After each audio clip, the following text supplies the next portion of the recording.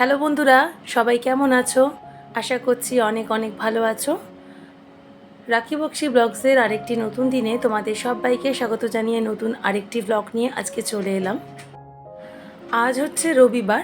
তো এর আগের ব্লগে আমি তোমাদের বলেছিলাম যে আমি বেড়াতে যাচ্ছি মায়াপুরে।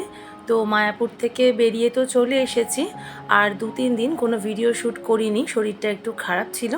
তো 3-4 দিন পরে আজকে আবার নতুন ব্লগ দিচ্ছি তোমাদেরকে। আর বাইরে বেড়াতে যাওয়া মানে তো জানোই, প্রচুর উল্টোপাল্টা খাওয়া দাওয়া। তো এই জন্য আজকে থেকে একদম হালকা রান্না করব ঠিক করেছি বেশ কয়েকদিন। তো ফ্রিজে টুকটাক কিছু সবজি পড়েছিল, নিম বেগুনটা ভাজা করতে বসিয়ে দিলাম, আর দুটো চিচিঙ্গে ছিল ওইটাও ভাজা করে নিয়েছি। আর একটু আলু ভাজা করে নিয়েছিলাম ব্রেকফাস্টের জন্য। গতকালকের দুটো রুটি ছিল, ওইটা দিয়ে ব্রেকফাস্ট করে নেব, আলু ভাজা করেছি। আর আজকে একদম হালকা রান্নাই করছি, ওই 2 রকম ভাজা আর একটা যে কোনো তরকারি বা ঝোল কিছু করব। আর বেশ কয়েকদিন ঘুম থেকে উঠছিও একটু দেরি করে, 2-3 দিন একটু জার্নি হয়েছে, ওই জন্য আর শরীরটাও ভালো ছিল না। তো ওই জন্য একটু দেরি করেই ঘুম থেকে ওঠা হচ্ছে, 2 দিন কোনো ভ্লগ শ্যুট করার জন্য আর হয়নি। আর এ দেখো কথা বলতে বলতে ব্রেকফাস্টের জন্য রুটিটা গরম করে নিলাম, আর এখন ব্রেকফাস্ট করে নেব। তো এখন বাজে সকাল 11টার মতো। আর আজকে আবার বিকালে আমাদের নিচে আবাসনে একটা অনুষ্ঠান আছে, রবীন্দ্র জয়ন্তী উপলক্ষে একটা ফাংশন রয়েছে। তো নিচে ওই জন্য আবার সন্ধ্যাবেলা একটু নামতে হবে, তাই সকালবেলা কাজগুলো একটু তাড়াহুড়ো করেই সেরে নেব এখন। আর এখন ভাতের জন্য চালটাও নিয়ে নিচ্ছি, আর একদিকে ভাত বসিয়ে দেব। তো বাইরে কোথাও বেড়াতে গেলে 3-4 দিন ঘরটর পরিষ্কার হয় না, বাইরে থেকে বেরিয়ে এলে তো প্রচুর কাজ থাকে। আর ঘর দোরেও নোংরা পড়েছিল, ক্যামেরা অফ করেই ঘর দোর পরিষ্কার করেছি, শরীরটা যেহেতু ভালো ছিল না একেবারেই। তো ওই জন্য আর ভ্লগ শ্যুট করতে ইচ্ছা হয়নি। তো যেমন ঘরের পরিষ্কার টরিষ্কার করা সেগুলো করেছি 2-3 দিন ধরে আস্তে আস্তে। তারপরে সুটকেসে যে অনেকগুলো জামাকাপড় জমা ছিল, যেগুলো আমরা নিয়ে গেছিলাম পরেছিলাম, সেই সব নোংরা জামাকাপড় কাচাও একটা বিশাল বড় কাজ বাইরে থেকে ঘুরে এসে। তো সেইগুলো সমস্ত 2-3 দিনে টুকটুক করে কমপ্লিট করলাম। আর আজকে রবিবার থেকে আবার ব্লগটা শুরু করলাম তোমাদের সাথে, কন্টিনিউ করব আজ থেকে আবার। আর মায়াপুর থেকে এই সমস্ত মিষ্টিগুলো কিনে আনা হয়েছে, তো এগুলো এখন বের করে রাখছি, বাপের বাড়িতে কিছুটা পাঠাবো। তো ওই জন্য ভাগ করে নেব একটা প্লাস্টিকের প্যাকেটের মধ্যে। আর ওখানে একটা সিস্টেম কি দেখলাম জানো তো, ওখানে যত দোকান আছে আর সেই দোকানে যত রকম খাবার জিনিস বিক্রি হয় সমস্তই কিন্তু ওরা প্রসাদ বা ঠাকুরের ভোগ বলে। কেননা ওরা যা যা রান্না করে, যা মানে রেস্টুরেন্টে যা যা বিক্রি হয়, তারপরে এই যে মিষ্টির দোকান বলো বা ফাস্ট ফুডের দোকান বলো, যেখানেই যা বিক্রি হয় আর কি আশ্রমের মধ্যে, তো সেইগুলো সমস্তই কিন্তু প্রসাদ বলে লেখা। কারণ ওরা কিন্তু সমস্তটাই ভগবানকে নিবেদন করে দিয়ে তারপরেই কিন্তু খায়। এই সিস্টেমটা আমার খুবই ভালো লেগেছে। এই জন্য আমরা দোকান থেকে যা যা খেয়েছি আর যা যা কিনেছি মিষ্টি, সমস্তই কিন্তু ভোগ প্রসাদের মধ্যেই পড়ে। তো সেই প্রসাদ হিসাবে বাপের বাড়িতে একটু প্রসাদ পাঠাবো। আর মায়াপুর জায়গাটা তো এক কথায় অসাধারণ, ওখানকার মন্দিরটা কিন্তু সত্যিই দেখার মতন। রাধাকৃষ্ণের গৌরাঙ্গদেবের যে মন্দির রয়েছে, তো আমি এর আগে লোকের মুখে অনেকবার শুনেছি অনেকের কাছে, তো অনেক দিন ধরেই যাওয়ার ইচ্ছে ছিল। তাও নতুন যে মন্দির তৈরি হচ্ছে সেই মন্দিরের কাজ এখনও কমপ্লিট হয়নি, পুরনো মন্দিরেই সমস্ত বিগ্রহ মূর্তি রাখা রয়েছে। তো নতুন মন্দিরটা তৈরি হয়ে গেলে আরও একবার যাওয়ার ইচ্ছা রয়েছে, আর একবার যাব। তো এ দেখো এখানে একটু আঙুর ভিজিয়ে রেখেছি, আর পটল আলুর তরকারি করলাম পাতলা করে দুপুরের জন্য। আর এখন রেগুলারের যে বিছনা পরিষ্কার ঘর ঝাড়ার কাজ সেটাও করে নিয়েছি, প্রায় হয়েই গেছে পুরোটা।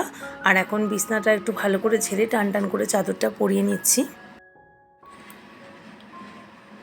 তোমরা যারা এই মুহূর্তে আমার ব্লগটা দেখছো, যদি আমার ব্লগে তোমাদের কিছুমাত্র ভালো লেগে থাকে তো প্লিজ একটি লাইক কমেন্ট করে জানাও।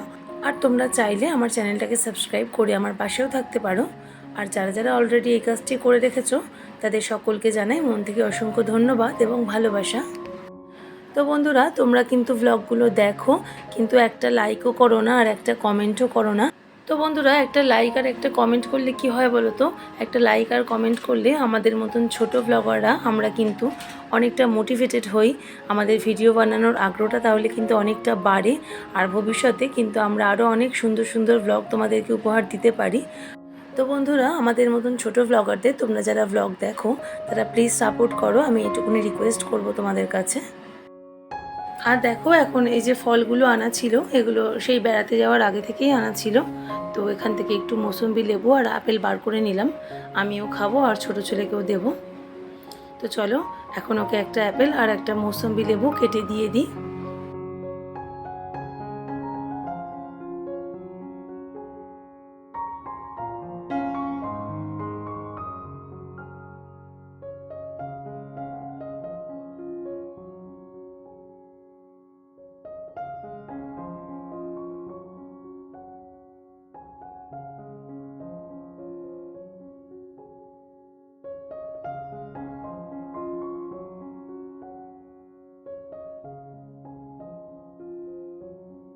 তো ছেলেকে ফল দিয়ে দিয়েছি আর এটা আমি কেটে নিলাম আমার জন্য।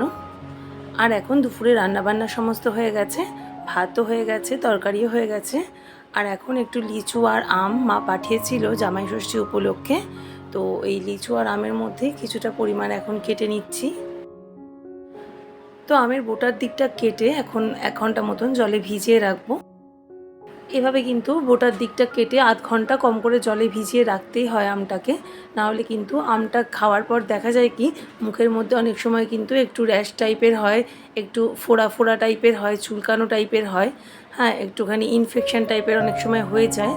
তো ওই জন্য যদি আমের বোটাটা কেটে এভাবে জলে আধ ঘন্টা রেখে তারপরে খাও, তাহলে কিন্তু যত খুশি আম খেতে পারো, কিন্তু কোনো অসুবিধা হবে না। আর এখন সব লিচুগুলোও ছাড়িয়ে রেখে দেব, তারপরে দুপুরবেলা লাঞ্চের পরে ওদের সবাইকে দেব এই আম আর লিচুটা।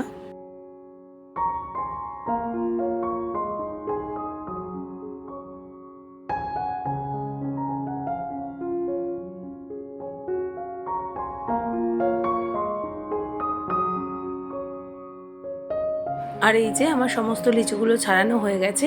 তো এরপরে দুপুরবেলা স্নান খাওয়া করে রেস্ট নেব, আবার তোমাদের সাথে দেখা হচ্ছে সন্ধেবেলা।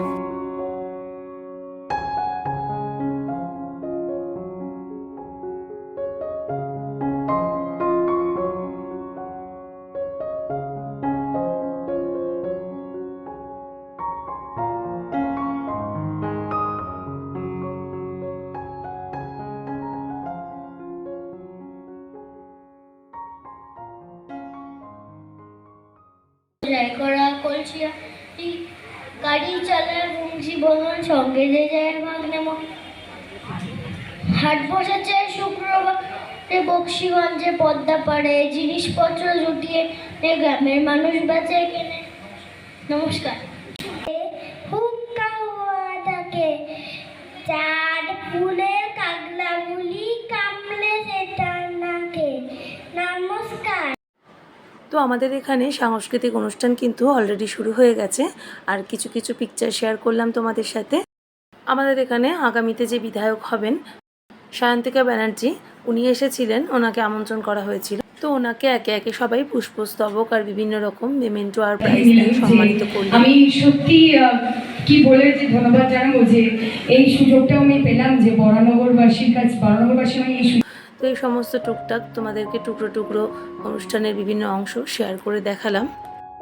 আর আজকে রাতে সবার এখানেই খাওয়া দাওয়া করার ব্যবস্থা করা হয়েছে। তো এখান থেকে সবাই খাওয়া দাওয়া করে যে যার বাড়িতে চলে যাব। আর এখন রাত 11টা বেজে গেছে। তো এখন এই যে লাস্ট যে স্টেজ পারফরমেন্স, যেটা গ্রুপ ডান্স হচ্ছে, এটাই আমাদের অনুষ্ঠানের শেষ ডান্স আর কি। তো তোমাদেরকে এই ডান্স দেখাতে দেখাতে আজকে তোমাদের থেকে বিদায় নিয়ে নিচ্ছি। আবার ফিরবো নতুন ব্লগ নিয়ে। সবাই খুব ভালো থেকো।